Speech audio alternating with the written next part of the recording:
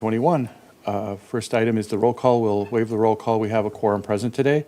Second item is the approval of the meeting, the minutes from our November 9th, 2021 meeting. I'll move it. We have a motion second. and a second. Any other discussion? Hearing none, we'll call for the vote. All in favor signify by saying aye. Aye. Carries. Item number 3, administrative activities report for November 2021. All right, good morning, Commissioners and President Brahm. You have the reports in your packet. I'll just highlight a couple items for you. Under the Home Buyer Assistance Loan Program, note 2 loans closed during November, one in the amount of $10,000 and the other just over $6,000. Under the Get It Ready Loan Program, 1 loan closed about $12,500.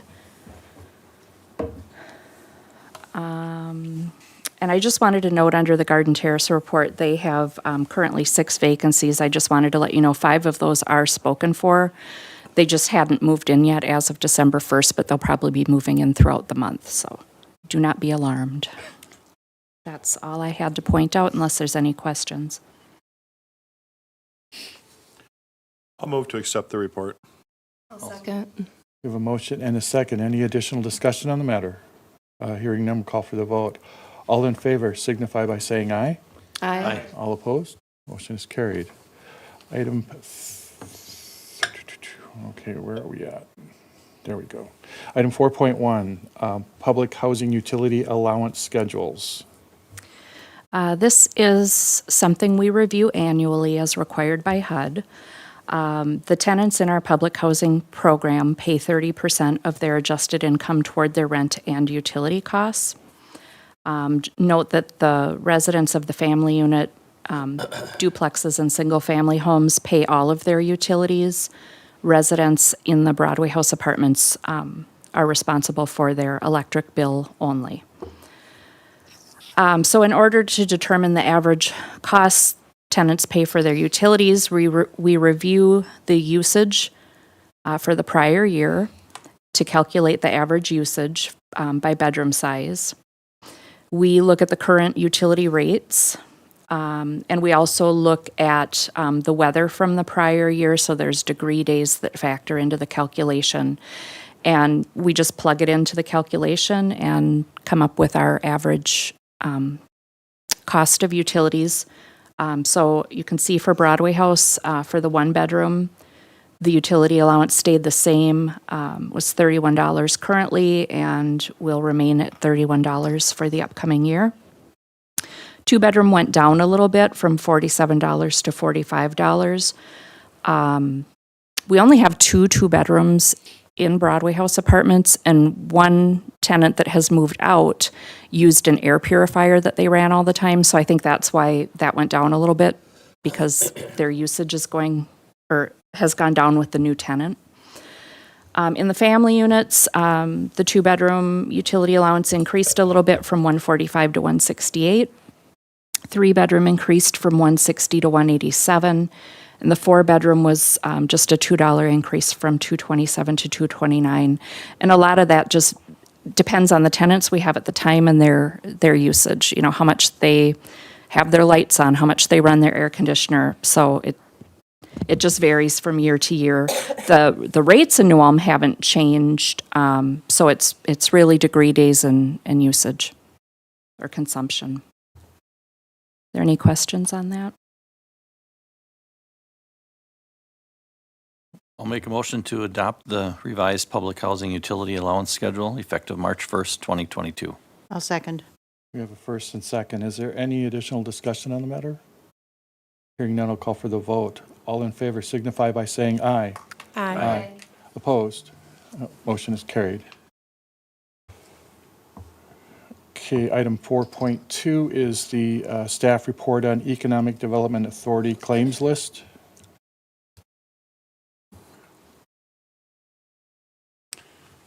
I do not have any questions, and I'll make a motion to approve the EDA December 14th, 2021 claims list. I'll second the motion. I have a first and a second. Any additional discussion? Hearing none, I will call for the vote. All in favor signify by saying aye. Aye. Opposed? Motion is carried. Item 5.1, Rural Child Care Innovation Program Monthly Report. All right, so this is our cohort that we have going on. Just wanted to give you an update. We met November 8th. That was a virtual meeting to wrap up plans for the Provider Appreciation Event and Community Town Hall. December 2nd, we held the Provider Appreciation Event, and we had 25 providers in attendance.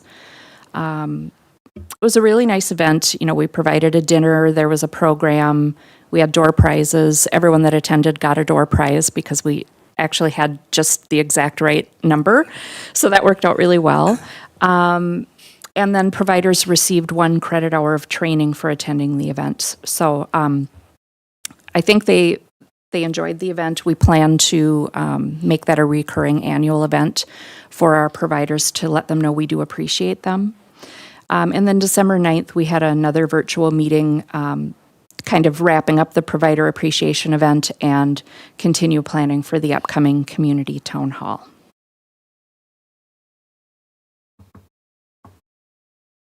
Any questions or comments regarding the update?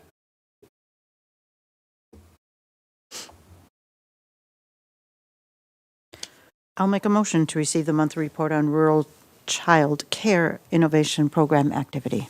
I'll second. We have a first and second. Again, we'll call for any additional discussion. Hearing none, I'll call for the vote. All in favor signify by saying aye. Aye. Opposed? Motion is carried. Item 6.1, approve lease agreement for EDA Owned Property. All right, so as you're aware, Ted Bergstrom has been renting the EDA owned property at 326 North Broadway for a couple years now, starting in 2020. Basically, because of COVID, a lot of the vendor events that he usually attended with his food truck were canceled, so he wanted to use the truck here in town. He enjoyed that, so he rented it again this year, and he's already requested to rent it again in 2022. He only utilizes a portion of that property to operate his concession stand, and he's only there, 1, maybe 2 weekends a month. But it's been working very well. There have been no complaints with the arrangement. As you know, we had another food truck there as well this year, and they worked well together. They communicated with each other and didn't operate during the same time, so there wasn't, competition that way. He's requesting the same terms that he had this year, so requesting a rental fee of $150 a month. And if that were to be approved, we would ask the city attorney to prepare a lease agreement. I have a question. I know a lot of the other sports groups have to pay a percentage of their concession sales back. Does he have to pay anything to the city on anything that he sells on the property? No. Okay. I don't know why that is. I mean, I guess because we're not providing the venue. We don't have any overhead. We're just allowing him space on our property. But it's his truck. That would be correct. And he picks up utility costs, right? Or do we do Utilities that? are included in the rent, and Okay. they've been, so we used to rent the space for $100 a month. We increased it to $150 for him because he requested that utilities be included. And the utility bill each month is under $50, so it's covering our cost. I like seeing him there. It's just a fun thing, and you can stop in when he's there. So I'm going to make a motion to approve that lease agreement for the EDA owned property. I'll second the motion. First and second, any additional comments or questions? Hearing none, I'll call for the vote. All in favor signify by saying aye. Aye. Opposed? Motion is carried.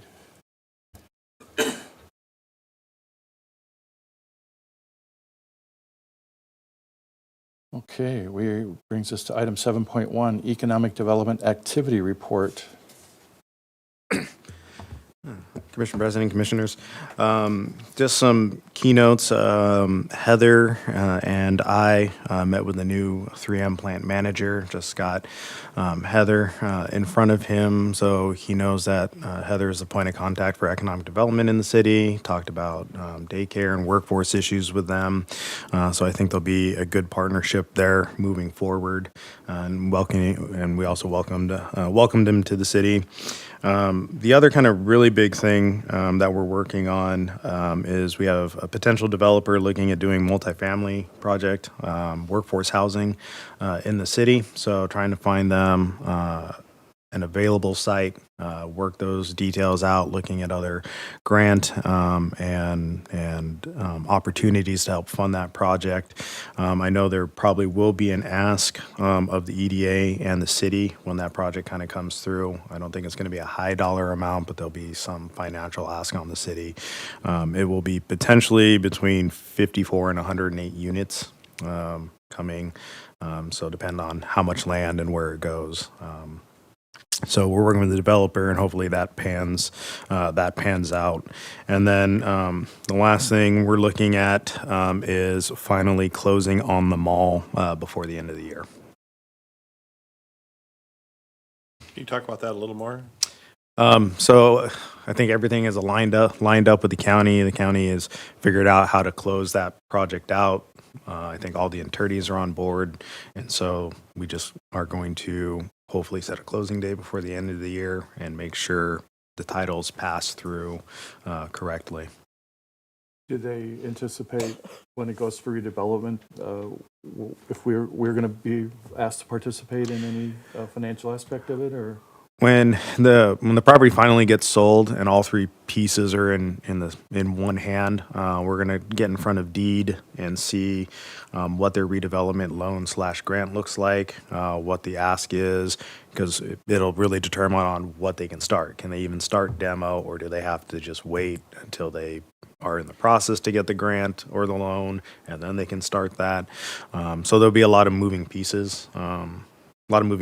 With that, and then we'll look at either TIF or tax abatement on top of that, and then I'm sure there might be some type of city match for those grants, but the level of investment they're putting into it may cover that match. So a lot of moving pieces, no definitive details yet, but we'll have to wait and see. There had been talk of that being converted to multifamily housing. Is that still kind of the overall intent, or aren't we ready to go that far yet to see what? I would say that's pretty much a safe bet, but it's not etched in stone. But Gotcha. Okay.